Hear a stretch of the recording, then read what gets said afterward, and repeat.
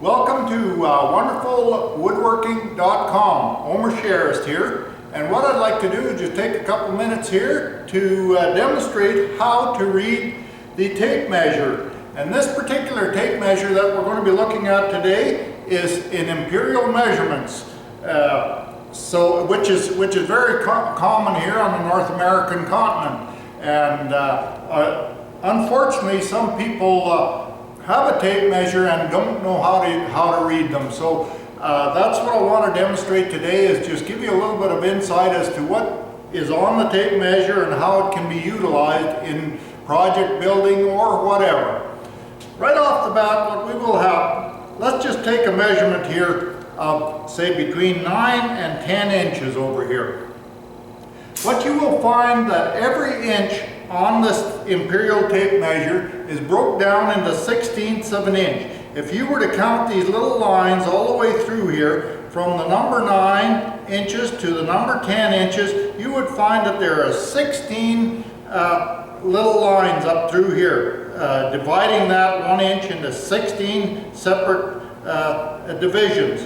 Now how that works, let's say you start at 9 inches. The first little line is 1/16th of an inch. The distance between these two is 1/16th of an inch. You'll notice you have a short line here, then you go another 16th, the line gets a bit longer, and as you go, shorter again, gets longer, short, long, right up to the 1/2 inch, and so on.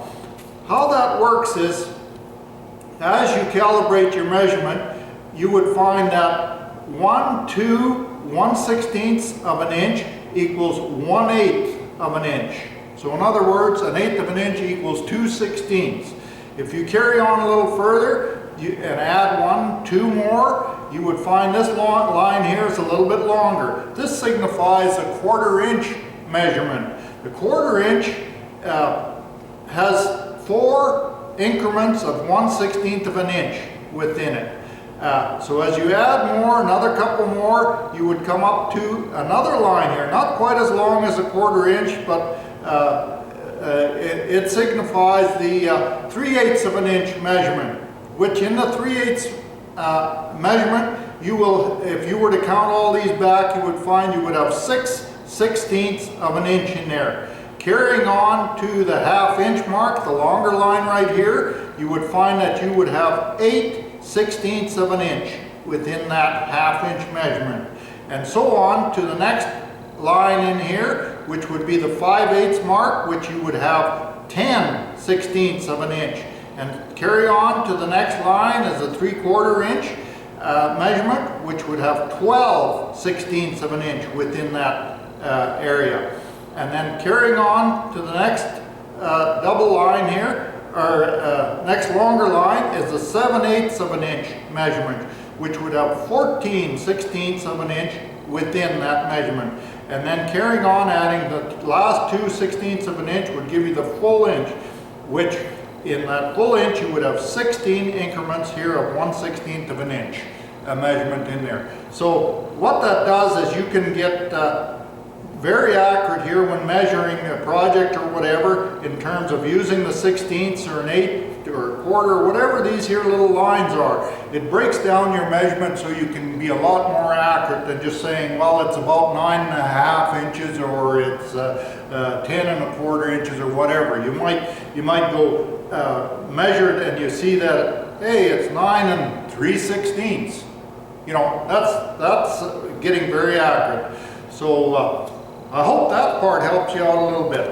Now, if we look at the tape measure a little bit more here, we would find that we have, we'll get it in line here, you would find that we have different measurements along the way. And here we have at 16 inches, we have the number is in red lettering.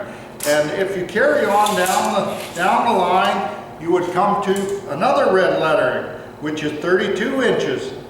And then so on to the 48 inch line, which is in red lettering.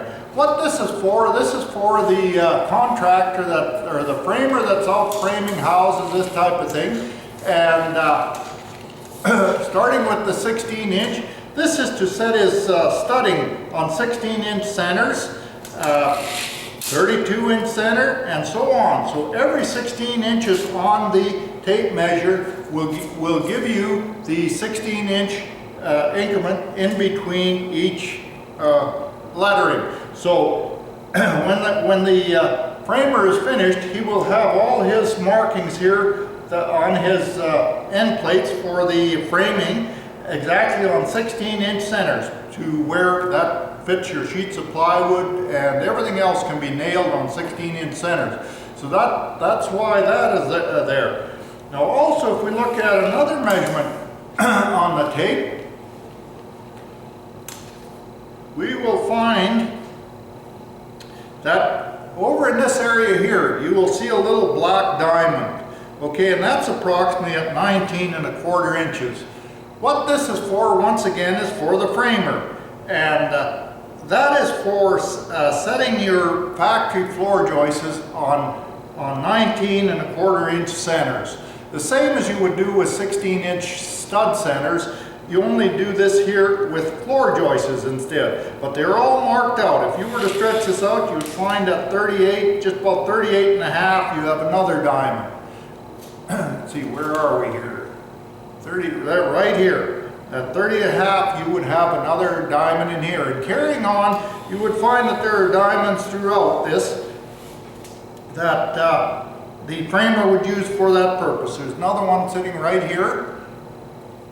And those are all in equal distances for setting out the floor joists on center.